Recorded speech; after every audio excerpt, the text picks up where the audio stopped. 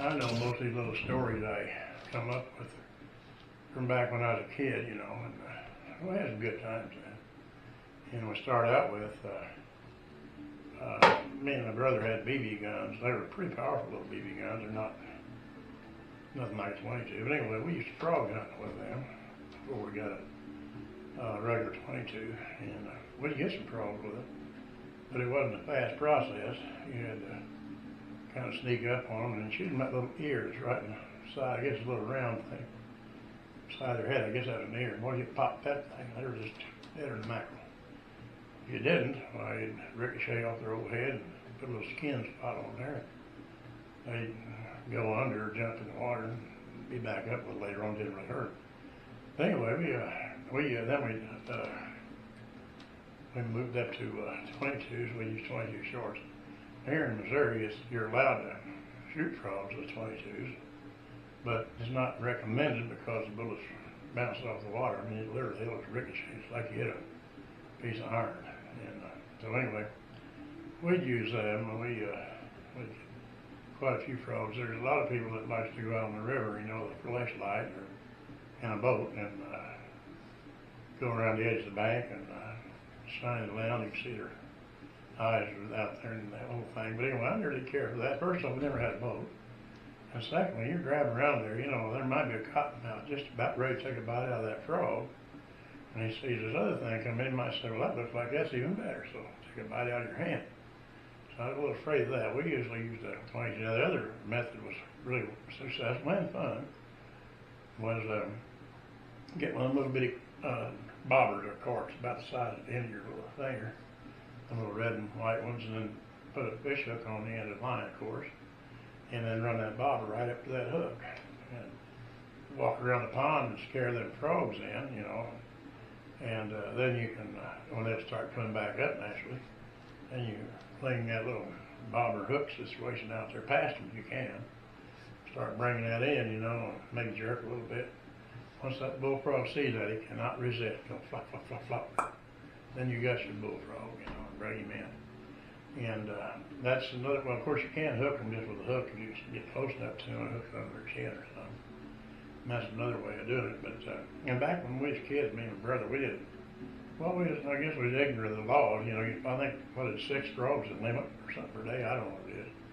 Anyway, we just get as many as we could get, And we had a lot of frogs back then. And so we don't let it cut short. We'd walk right up the road with them. We'd take a bent piece of wire and hook them frogs to the leg. We'd be walking up the road there with them frogs dangling on the side there. Yeah, if a game warden come by, he'd probably say something to us, but it's rare to ever see a game warden, But anyway, that was a little bit on the frog situation. But the frogs are not very plentiful anymore. And I attribute that to them big old blue herons that they've got protected. They look long-legged, long-necked outfits. They're around here along the edge of the ponds and all that, just gobbling up them little tadpoles and little frogs. So naturally, they don't ever mature in a big frog. And so I'm thinking that might be the reason why there's a decrease in that. And on the same line, but different too, we don't have hardly any rabbits around here anymore. And they used to be easy to find rabbits. You could go out any evening and drive down a country road, and there's grass in the middle of the road, grass on the edge. There'd be rabbits eating grass off the edge. You stop and shoot you about 3 or 4 rabbits, take them home, clean them. I mean, of course, like I say, the game wardens wasn't very plentiful, and you didn't have a house every quarter mile, and everybody didn't have a cell phone, just wait and report where they could find it and make trouble for it. But anyway, but now them things are all gone, basically. I think the coyotes are the problem there. I know a lot of people said like a lot of little deer are being killed by coyotes, and I imagine the quail. Quail are, it used to be you could drive a quarter mile, you flush a covey quail side of the road. Well, boy, you don't now. I tell you what, I don't even know when I've seen a single quail, and things just getting worse in some degrees. And another thing, my mom caught an old chicken hawk one time. It was out in the middle of the road for whatever reason, I don't know. And she was going to move it, I guess. Well, it didn't want to move much, so she picked it up, put it in the car, and brought it home. Well, it didn't seem too aggressive or anything. It didn't even seem like it wanted to go anywhere. But it did finally get to where it start, you try to handle it, start picking you and doing kind of stuff like that. And one time I was holding it, And it got me around the thumb like that. I mean, this little part right here. And it was pinched so hard, it was actually making it bleed. Them little sharp fingernails they got, or toenails, whatever. So going in there, and it was making, I mean, it hurt bad. I could not get that thing turned loose. I finally had to resort to grabbing its toe, and I broke its toe.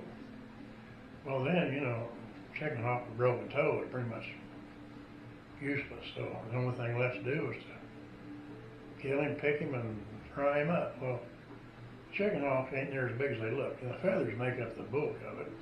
Once you get them feathers off, they ain't as big as a batty hand.